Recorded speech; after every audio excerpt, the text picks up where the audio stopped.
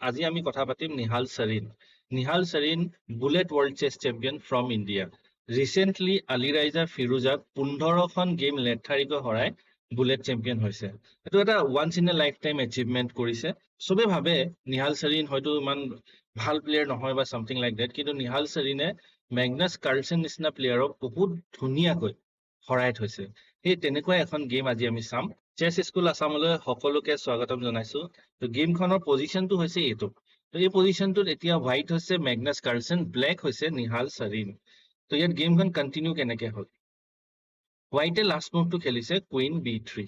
এতিয়া rook C3 খেলিছে। It's very interesting move. Rook C3 খেলাৰ লগে লগে কুইনটো এটেক হৈছে, আৰু এটা ইণ্টাৰেষ্টিং কনচেপ্ট আছে ইয়াত, ৰুক ইনটু F3 চেক্ৰিফাইচ। কাৰণ ব্লেকৰ যিখিনি পিচ আছে কিং চাইডে যাবলৈ ৰেডি হৈ আছে, বাট হোৱাইটৰ পিচখিনি কিন্তু কিং চাইডে ডিফেণ্ড কৰিবলৈ যাব নোৱাৰে। চ' এই যিটো মিছকমিউনিকেশ্যন বিটুইন পিচেছ, সেই তাৰে ফাইদা উঠাবৰ কাৰণে ৰুক ইনটু F6 নিচিনা এটা বিৰাট ষ্ট্ৰং চেক্ৰিফাইচ আছে।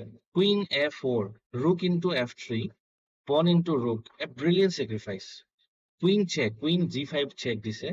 ইয়াত যদি কিংটো H2 খেলি দিয়ে তেতিয়া ইমিডিয়েট চেকমেট হৈ যাব। কেনেকে? Bishop E5 check, king H1, queen F4। এই চেকমেটটো এতিয়া হোৱাইটে ৰখাব নোৱাৰে। সেইকাৰণে মেগনাছে খেলিলে কিং H1। এতিয়া আমাৰ ওচৰত চেক নাই। ব্লেকে কুইন F4 খেলিলে, এইমটো হৈছে বিশপটো আনি পিনে ইয়াত চেকমেট কৰিবলৈ। হোৱাইটে আকৌ খেলিলে কিং G2।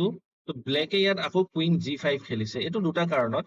এটা নিজৰ টাইমটো অলপ ইনক্ৰিমেণ্টটো বঢ়াই লয়, কাৰণ প্ৰত্যেকটো চালত ইনক্ৰিমেণ্ট পায়, সেই ইনক্ৰিমেণ্টটো বঢ়াবলৈ। ছেকেণ্ড, কিজানি ব্লেকে কিংটো H2 খেলে বা এটা টেষ্ট কৰি চাইছে, কাৰণ যদি কিং H2 খেলে ইমিডিয়েট গেমখন জিকি যাব। So' Magnus is Magnus, king H1 খেলিছে। আকৌ কুইনটো লৈ গৈছে কাৰণ সেইটো প্লেন ফেইল হৈ গ'ল। কিং G2, এতিয়া লৈ গৈছে বিশপ E5। অলদো ইয়াত দেখাইছে ইটছ এ কুৱেশ্যন মাৰ্ক, কিন্তু এইটো কুৱেশ্যন মাৰ্ক নহয়, this is the best move on the position. কেতিয়াবা কম্পিউটাৰৰ ইভেলুৱেট কৰোঁতে অলপ গণ্ডগোল হৈ যায়। ৰুক D1 খেলিছে। ৰুক D1 কিয় খেলিছে? যদি ৰুক D1 নেখেলে কুইন H2 চেকমেট আছে, এইটো চাগে চবেই দেখি পাইছা। ৰুক C8, the best move in this position. কিয়? কাৰণ ৰুকখন এতিয়া C3 নতুবা C2, এই দুইটা স্কোৱাৰত আহি পিনে হোৱাইটৰ যিটো কিং চাইড আছে টোটেলি ফিনিছ কৰিব পাৰিব। চ' হোৱাইটে ইয়াত খেলিলে কুইন D7। একচুৱেলি বেলেগ একো চাল তেনেকে নাছিলে। এতিয়া rook C2 threatening queen H2, queen into F2 checkmate. হোৱাইটে এই পজিশ্যনটো কোনো পধ্যে ডিফেণ্ড কৰিব নোৱাৰে।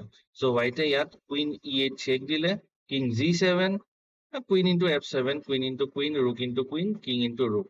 আৰু এই গোটেইখিনি কৰাৰ পাছত নিহালৰ এটা পাৱাৰ বেছি থাকি গ'ল আৰু গেমখন জিকি গ'ল। So' Nihal Sarin he is one of the best player from India, আৰু মেগনাছ কাৰ্লচেন নিচিনা ভাল ভাল প্লেয়াৰ্ছক হৰাই থৈছে। So' Nihal Sarin deserve the bullet world chess champion. আজিলৈ ইমানে। নেক্সট ভিডিঅ'ত আকৌ লগ পাম। লাইক কৰিব নাপাহৰিবা, ছাবস্ক্ৰাইব কৰিব নাপাহৰিবা।